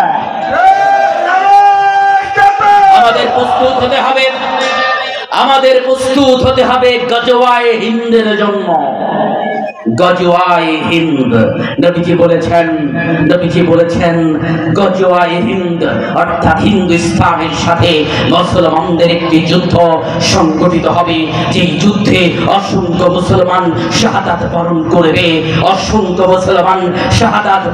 করবে, তবে মুসলমানরা যারা সেই যুদ্ধে টিকে থাকবে তাদের বিজয় হবে, এবং যারা শাহাদাত বরণ করবে এই সময় যারা শহীদ হয়েছে তাদের 50 গুণ বেশি সওয়াব তাদের আমলনামায় লিখে দেওয়া হবে। সুতরাং ভারতীয় আগ্রাসনের বিরুদ্ধে আমাদের যে সংগ্রাম, আমাদের যে স্লোগান, এই স্লোগানের মধ্য দিয়ে আমরাও যদি কেউ শাহাদাত বরণ করি ইনশাআল্লাহ 50 জন শহীদের সওয়াব আমরা পাবো। উত্তাল তরঙ্গের বিক্ষিপ্ত রাশিমালা দেখে ওরে ভয় করো না এগিয়ে যেতে, শত তরঙ্গ শত রাশিমালা পিছনে ফেলে সম্মুখ পারে অবিরাম চলবে সাহসী বলে।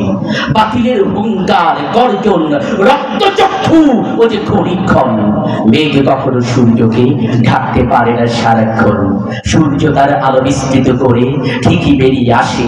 সুতরাং ভয় কি, দুর্দান্ত গতিতে এগিয়ে যাবে দুঃসাহসে। বাঘ কখনো পালায়ন করেছে, গরুরই হাম্বা হাম্বা রবে, এমন দৃশ্য কে দেখেছি আমাদের এই ভবে। তুমি দুরন্ত দুর্বার দুঃসাহসী, অজেয় শক্তি তোমার বুকে, বাতিলের ভয়ে কম্পিত হয়ে মরবে না ধুকে ধুকে। মুসলিম তুমি বীরের বেশে চলবে অবিরত, তোকে বাতিল সৈন্য অস্ত্রে সজ্জিত লক্ষ কোটির মতো তোমার শিল্পী রবে সদা। বাতিলের তরে কম্পন প্রয়োজনে তুমি দুনিয়ার জীবন করবে বিসর্জন। আমার ভাইরা, সংখ্যা দিকে মুসলমানরা কখনো জয়লাভ করেনি। আল্লাহ বলছেন ওয়ালা তাহিনু ওয়ালা তাহজানু ওয়া আনতুমুল আ'লাউনা ইন কুনতুম মুমিনিন। সূরা আলে ইমরান 3 নম্বর সূরা 139 নম্বর আয়াত।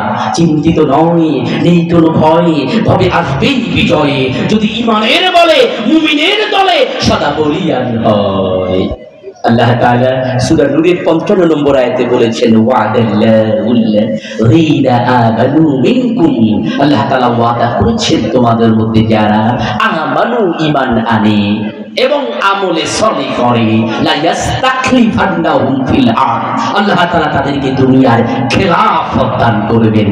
সুতরাং ঈমানের বলে বলিয়ান হতে হবে। এই ঈমানের বলে বলিয়ান হয়েই তো বদরের যুদ্ধে 313 জন সাহাবা 1000 কাফিরের বিরুদ্ধে বিজয় লাভ করেছিল। কথা বলে ঠিকই না?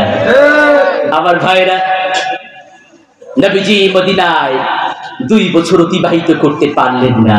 এর মধ্যে খবর আসলো মক্কা থেকে 1000 সৈন্যের সশস্ত্র বাহিনী, 1000 সৈন্যের সশস্ত্র বাহিনী মদিনা অভিমুখে রওনা করেছে। নবীজি এখনো গুছিয়ে উঠতে পারেননি, খুব চিন্তার মধ্যে পড়ে গেলেন। এর মধ্যে সাহাবায়ে কেরাম রাদিয়াল্লাহু তাআলা আনহুমদের সাথে আলোচনা করলেন, দেখো এখন কি করা যায়, কি করা যায়, তোমরা আমাকে একটু পরামর্শ দাও। হযরত মিকদাদ রাদিয়াল্লাহু তাআলা আনহু নবীজিকে বললেন, ওগো আল্লাহর নবী, আপনি চিন্তা করবেন না, ওগো আল্লাহর নবী, আমরা বনী ইসরাঈলের মতো আপনাকে বলবো না আপনি এবং আপনার আল্লাহ যুদ্ধ করুন, বরং আমরা যেহেতু আপনার উপর ঈমান এনেছি, আমরা আপনার সাথে যুদ্ধে অংশগ্রহণ করব। এমনকি আপনি যদি মহাসমুদ্রে আমাদের ঝাঁপিয়ে পড়তে বলেন, তারপরও আমরা ঝাঁপিয়ে পড়ব। আল্লাহু আকবার, আল্লাহু আকবার।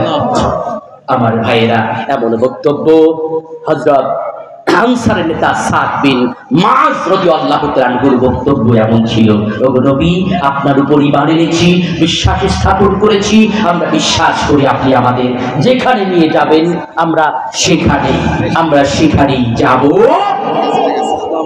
কিন্তু আপনাকে আমরা ছেড়ে যাব।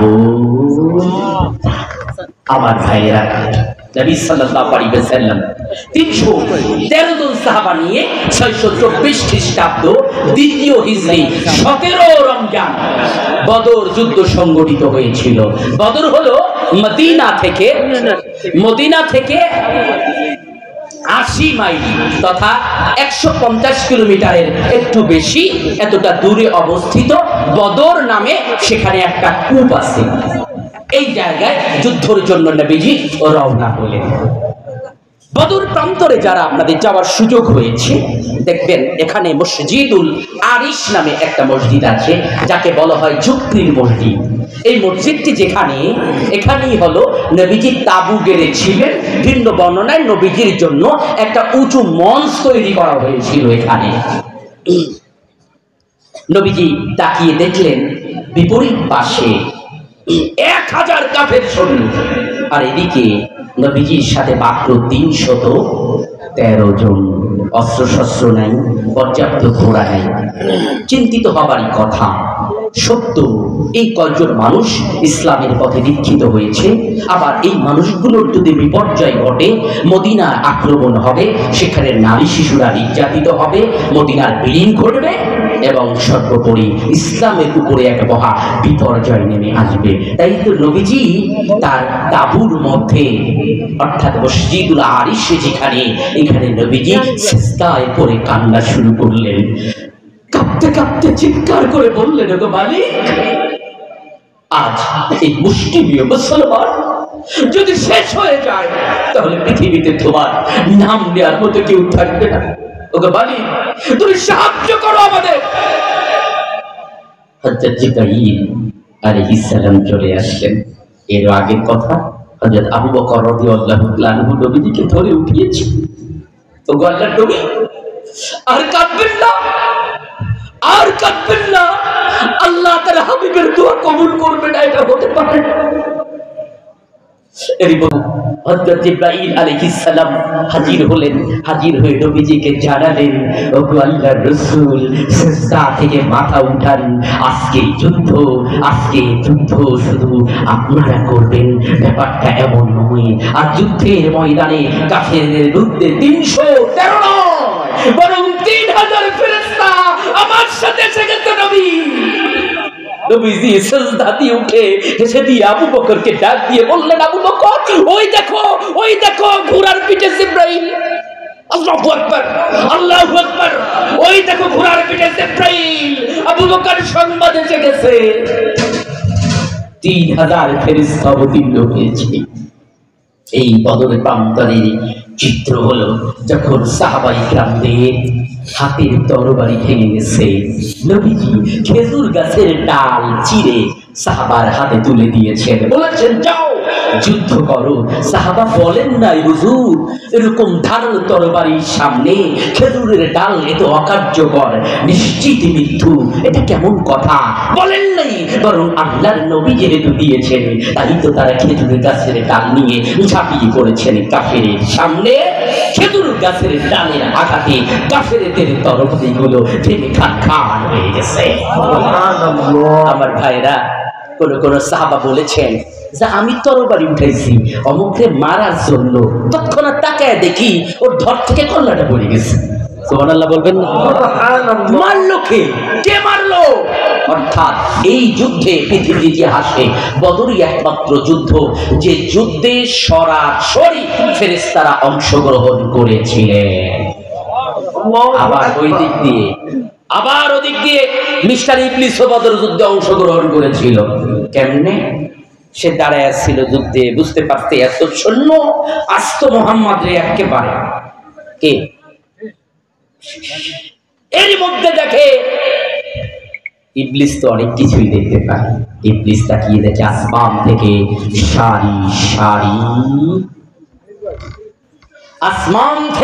সারি সারি ফেরেশতা নামছে। ইবলিস ভাবলো খবর খারাপ, সেনাবাহিনী নেমে গেছে।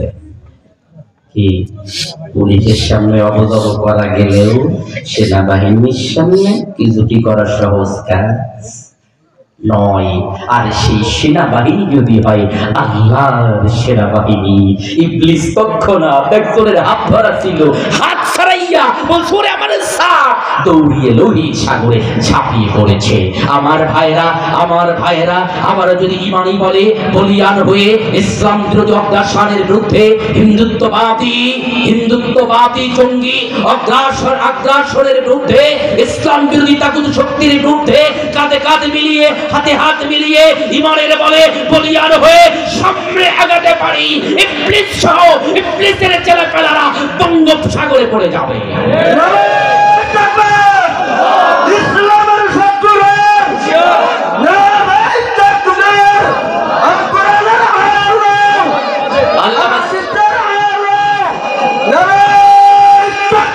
আমার ভাইরা, কথা বলছিলাম বদরের প্রান্তরে আল্লাহ তাআলা ফেরেশতা নাযিল করলেন। বদরের প্রান্তরে খেজুর গাছের ডালগুলো ধারালো তরবারি থেকে বেশি শক্তিশালী হলো। এই বদরের যুদ্ধে আবু জেহেল কট্টর কাফের ইসলামের চির দুশমন আবু জেহেলের সাঙ্গদিরা ঘটেছিল মুয়াজ এবং মুয়াবিস বা মাস এবং মুয়াজ নামে দুই বালকের হাতে। আল্লাহু আকবার। হযরত আব্দুর রহমান ইবনে আউফ রাদিয়াল্লাহু তাআলা বলেছেন যে আমি যখন যুদ্ধ করছি বদরের প্রান্তরে, আমি তাকিয়ে দেখলাম বাম পাশে একটা ছোট্ট বালক, ডান পাশে একটা ছোট্ট বালক। মনে মনে ভাবলাম, আরে আমার দুই পাশে দুই নওজোয়ান সৈন্য যদি থাকতো, যুদ্ধ করতে একটু ভালো লাগতো। কারা আসলো দুইটা বালক, এর মধ্যে এক বালক এসে আমার কানে কানে বলল, চাচা আবু জেহেল কই? সে নাকি আবার নবীজির কষ্ট দিয়েছে। আর এক বালক এসে আর একবার দিয়ে বলল, চাচা আবু জেহেলকে একটু দেখায় দেন না। আমি ভাবলাম এই বালকরা কেন জিজ্ঞাসা করে, আবু জেহেল আমার সামনাসামনি ছিল। আমি বললাম, ওই দেখো ঘোড়ার পিঠে ওই উঁচু লোকটা হলো আবু জেহেল। হযরত আব্দুর রহমান ইবনে আউফ বলছেন, আমি এই কথা বলতে দেরি তো দুই বালক দৌড়াতে দেরি হয় নাই, দৌড়াইয়া একজন গিয়ে ঘোড়ার পায়ে কোপ দিল, আর একজন সাথে সাথে আবু জেহেল পড়ে গেল, পড়ার সাথে সাথে আর একজন তার ঘাড় জড়াইয়া কোপ দিল, আবু জেহেল পড়ে গেল। এর মধ্যে আমি গিয়ে তার কল্লাটা দ্বিখণ্ড করে ফেললাম। আল্লাহু আকবার। মজার ব্যাপার। আবার ভাইরা, এখন আবু জেহেল মানলো কে? দুই ভাই মনে করছে মরে গেছে যখন আমি মারছি। নবীদের কাছে গিয়ে বলল, ইয়া রাসূলুল্লাহ আবু জেহেল তো আমি মারছি। আর এক ভাই তো, ইয়া রাসূলুল্লাহ আমি মেরেছি। নবীজি ভাবছেন বলবেন যে তুমি তো ঘোড়ার পাকেটেছ আর তুমি আঘাত করেছো, সুতরাং তুমি মেরেছো। এর মধ্যে হযরত জিবরাইল আসমান থেকে ওহী নাযিল করে বললেন, নবী কি না না না, আপনি বলেন তোমরা দুজনই আবু জেহেলকে মেরেছো। আল্লাহু আকবার। যে আবু জেহেল মারা গেল বিশাল দুই পালোয়ানের হাতে। কি বলেন? কথা কন না কেন? না, ছোট দুটি বালকের হাতে। পৃথিবীর ইতিহাস সাক্ষ্য দেয়, পৃথিবীর মহাশত্রু যারা, ইসলামের দুশমন যারা, তাদের কাউকে আল্লাহ বড় পালোয়ান দিয়ে পৃথিবী থেকে বিদায় করেন নাই, বরং তারা ছোট ছোট ঘটনা ঘটিয়েই তাদের বিদায় হয়েছে। নমরুদের বিদায় হলো ন্যাংরা মশার কামড়ে। কথা কন না? নমরুদের বিদায় হলো ন্যাংরা মশার কামড়ে। ফিরাউনের বিদায় হলো পানিতে ডুবে, কোন সৈন্যর হাতে নয়। নমরুদের পরাজয় কোন সৈন্য বাহিনীর হাতে হয় নাই। আবু জেহেলের পরাজয় কোন বীর পালোয়ানের হাতে হয় নাই, ছোট্ট দুই বালকের হাতে হয়েছে। আমার ভাইয়ের, আমার বাংলায়ও আবু জেহেলের উত্তরসূরি, ফিরাউনের উত্তরসূরি হাসিনার পতন কোন বড় বাহিনীর হাতে হয় নাই, বরং এদেশের ছাত্র জনতার হাতে হয়েছে।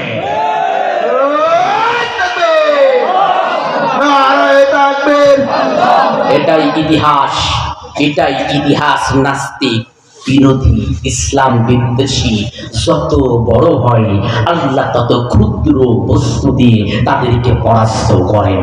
বাংলাদেশের কেউ চিন্তাও করতে পারে নাই, বাংলাদেশের কেউ চিন্তাও করতে পারে নাই যে এর আগে কতজনই আন্দোলন করলো, কত দল কত কিছু করার চেষ্টা করলো।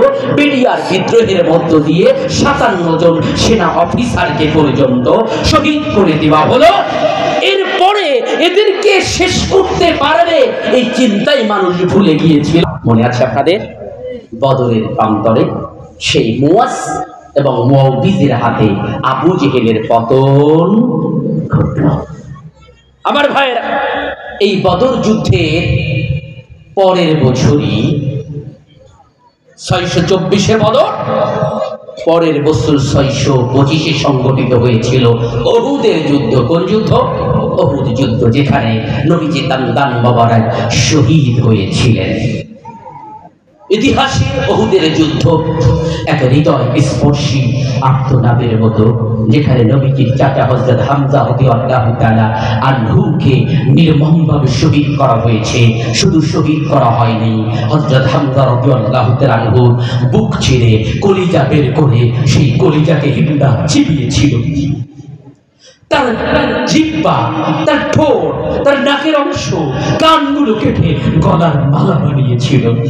যদিও আল্লাহ তাআলা হিন্দাকে ইসলামের জন্য কবুল করেছিলেন মক্কা বিজয়ের সময়, কিন্তু পূর্বের এই ভয়াবহতা, এই বিভৎসতা দেখে আল্লাহর নবী ক্রন্দন করেছিলেন।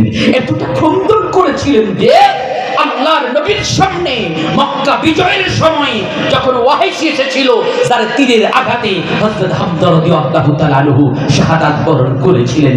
নবী বলেছিলেন, তুমি ইসলাম গ্রহণ করেছো ভালো, কিন্তু ওয়াহিশ তুমি কখনো আমার সামনে আসবে না। কেন না? তোমাদের দেখলে আমার চাচার কথা মনে পড়ে।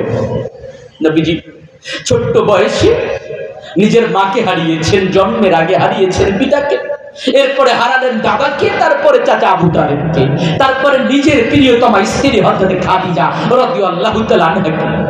নিজের অভিভাবক বলতে এই চাচা হযরত হামজা ছিল দুনিয়ার ইজারে করতে। সেই হামজা রাদিয়াল্লাহু তাআলা আনহুকে নির্মমভাবে মারার কারণে নবীজি এত বেশি কষ্ট পেয়েছিলেন, তার কোনো তুলনা হয় না। চারিদিকে রব উঠল, নবী নাই, নবী নাই, নবী নাই, নবী নাই। একজন চিৎকার করে গিয়ে বলল, আমি মুহাম্মদকে হত্যা করেছি। সাহাবায়ে কিরাম রাদিয়াল্লাহু তাআলা আনহুম গণকে তরবারি ফেলে দিলেন, বললেন, যদি নবী বেঁচে না থাকে কার জন্য যুদ্ধ করব? এর মধ্যে একজন এসে দেখলেন আল্লাহর নবী পড়ে আছেন, মাথার উপরে লোহার টুপি পরা ছিলেন, লোহার টুপিটা ভেঙে নবীজির মাথার মধ্যে ঢুকে গিয়েছে। শত্রুর তীরের আঘাতে 3টা দাঁত ভেঙে গেছে। নবীজি পড়ে আছেন, কিন্তু তার চোখ 2টা চলচল করতেছে।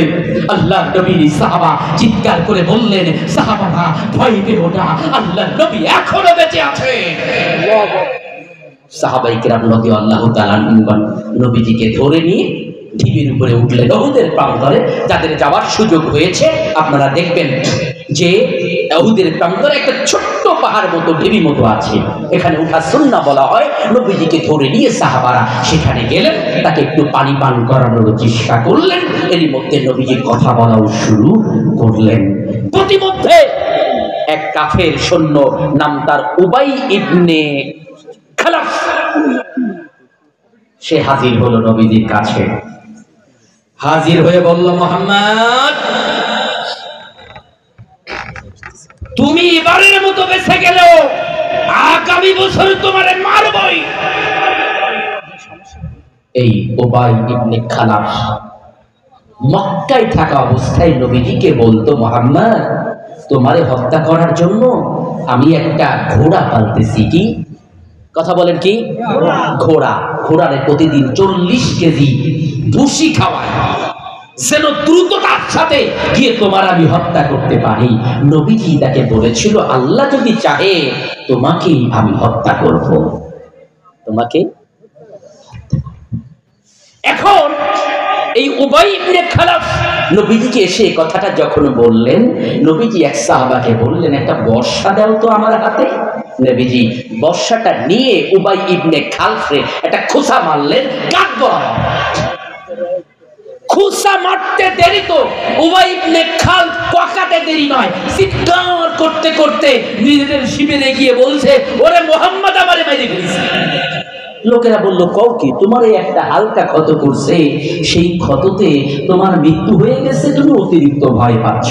তখন বলল, আল্লাহর কসম, মুহাম্মদ সাল্লাল্লাহু আলাইহি ওয়াসাল্লাম আমাকে বলেছিল সে আমাকে হত্যা করবে। আজ মুহাম্মদ আমার গায়ে বর্ষার আঘাত কেন? আল্লাহর কসম দিয়ে বলি, মুহাম্মদ সাল্লাল্লাহু আলাইহি ওয়াসাল্লাম যদি তার থুতু আমার গায়ে মারতো, তারপর আমার মৃত্যু হয়ে যেত। আমার ভাইরা, এই ছিল উহুদের প্রান্তরের সংক্ষিপ্ত নির্যাস। এখন কথা হলো উহুদের প্রান্তরে প্রথমে মুসলমানদের বিজয় হলেও এক পর্যায়ে 70 জন সাহাবা শাহাদাত বরণ করলেন। সাহাবাদের মধ্যে বলাবলি শুরু হলো, আরে আমরা যুদ্ধ করলাম, আল্লাহ আল্লাহর পথে কাফেররা যুদ্ধ করলো শয়তানের পথে, তাহলে কেন আমাদের বিপর্যয় হলো? আমরা কেন এত সংখ্যক মারা পড়লাম? আমাদের কেন এত সংখ্যক আহত হলো? একটু চিন্তা নিজেদের মধ্যে জাগ্রত হলো। যেমনটি আমরাও এক সময় বলতাম, এত জুলুম, এত নির্যাতন, অমুককে ফাঁসি দিয়ে দিচ্ছে, অমুকের বাড়িঘর বুলডোজার দিয়ে গুড়িয়ে দেওয়া হচ্ছে, অমুককে মাসের পর মাস কারাগারে রাখা হচ্ছে, অমুক ভাইকে প্লাস দিয়ে তার নখগুলোকে তুলে ফেলা হয়েছে। এই জুলুম নির্যাতনের শেষ হবে কখন? সাহাবায়ে কেরামদের মধ্যে সেই অনুভূতি জাগ্রত হলো। আল্লাহ তাআলা কোরআনে কারীমের সূরা আলে ইমরানের 140 নম্বর আয়াত অবতীর্ণ করে জানিয়ে দিলেন, ওয়ায়াত্তাখিযা মিনকুম শুহাদা, আল্লাহ তোমাদের মধ্য থেকে কিছু সংখ্যক লোককে শহীদ হিসেবে কবুল করতে। সুবহানাল্লাহ। আমার ভাইরা, সুতরাং এই জাতীয় বিপর্যয় যদি মুসলমানদের উপরে আসে, আমাদের কেউ যদি শহীদ হয়, আমাদের কেউ যদি কারাবরণ করে, আমাদের কেউ যদি চক্ষু হারায়, হাত হারায়, চিন্তা করার কোনো কারণ নাই, বরং আল্লাহ আমাদেরকে শহীদ হিসেবে নির্বাচন করেছেন, এই জন্যই আমাদের এমনটি হয়েছে। অপর দিক থেকে যারা আমাদের উপরে জুলুম করলো, নির্যাতন করলো, 2000-এর অধিক ছাত্র জনতাকে নির্মমভাবে শহীদ করে দিল, আইনজীবী সাইফুল ইসলাম আলিফকে শহীদ করে দিল। আপনি ভাবছেন তারা নিষ্কৃতি পেয়ে যাবে? আপনি ভাবছেন দুনিয়ার আদালত থেকে তারা বেঁচে যাবে? আরে ভাই, এই দুনিয়ার আদালতই শেষ নয়। সবসময় ফাঁসি হলেই চূড়ান্ত সমাধান হয়ে যায় না, শাস্তিও হয়ে যায় না।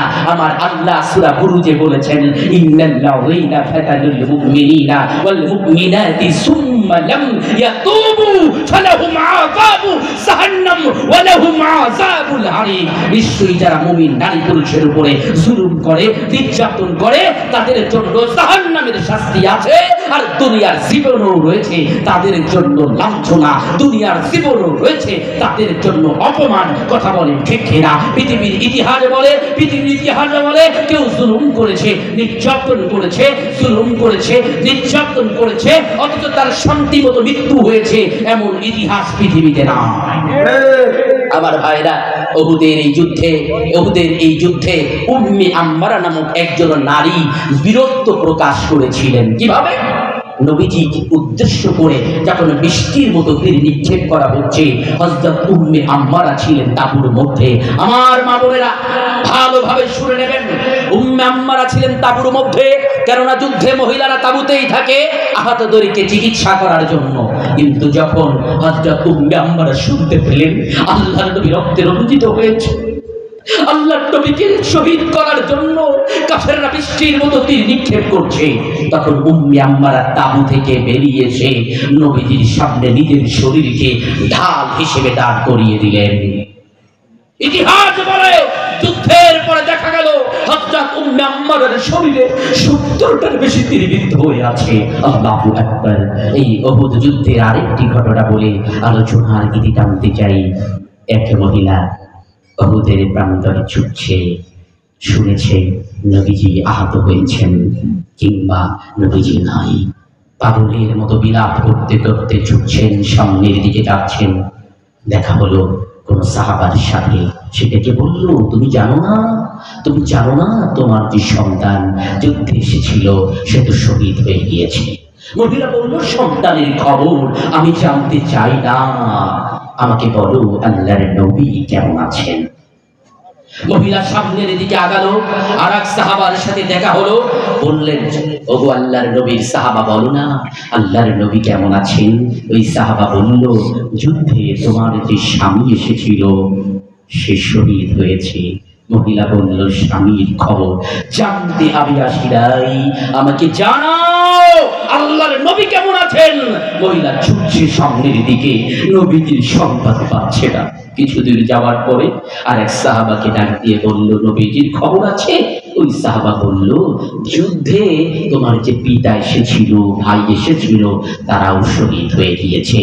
মহিলা এবার রেগে গিয়ে বলল, আমি আমার সন্তান, স্বামী, ভাই, পিতার খবর নিতে চাই না, আমারে বলো আল্লাহর নবী কেমন আছে। সাহাবা জবাব দিল, আল্লাহর নবী আলহামদুলিল্লাহ ভালো আছে। মহিলা বলল, আল্লাহর নবী ভালো আছে।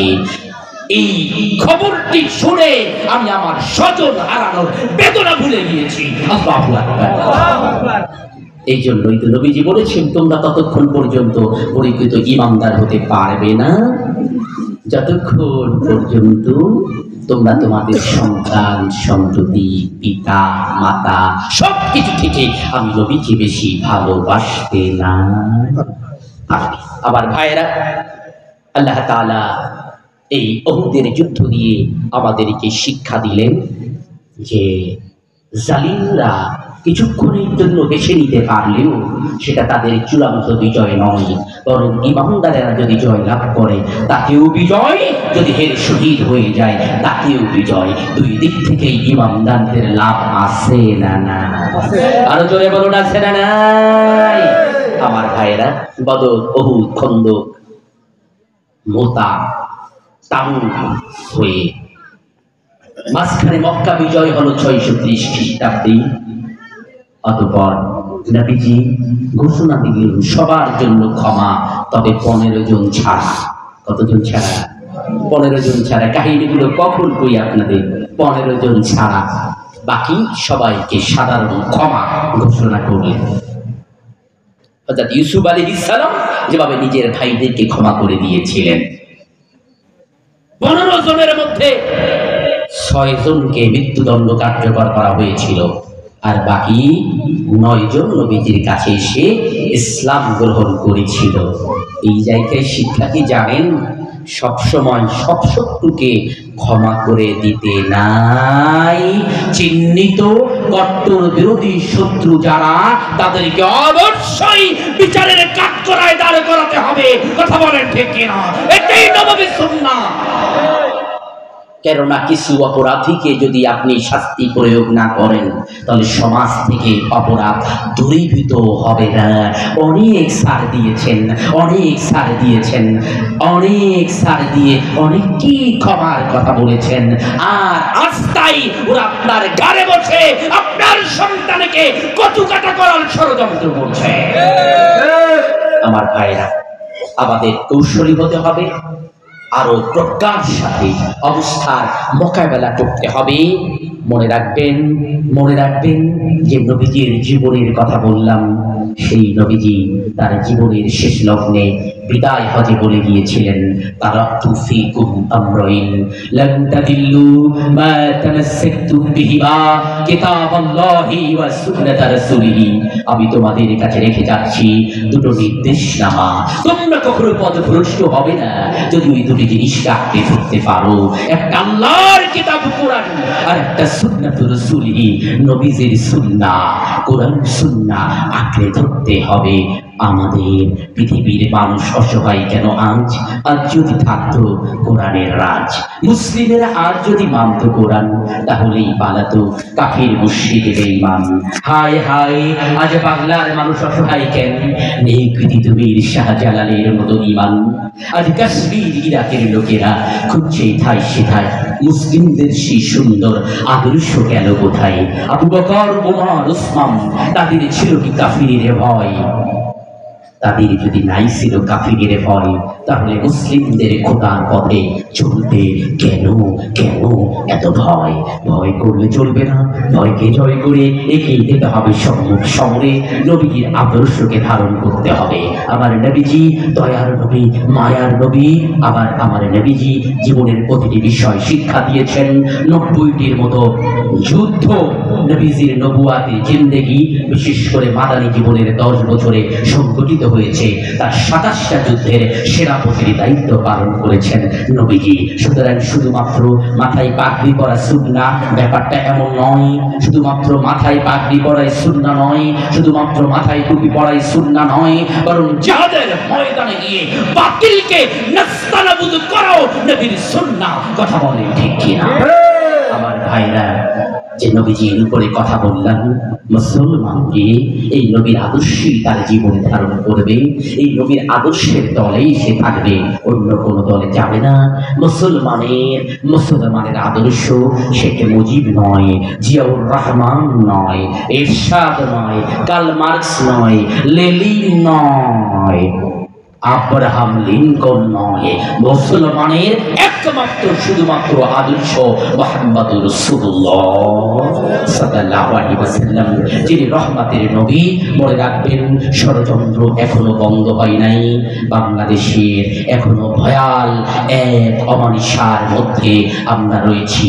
চোখ কান খোলা রেখে আল্লাহর কাছে যেমন দোয়া করা দরকার, প্রত্যেকটি মানুষ প্রতিটি জনপদে ঢাল হয়ে তার দরকার গাড়ি হিন্দু মুসলিম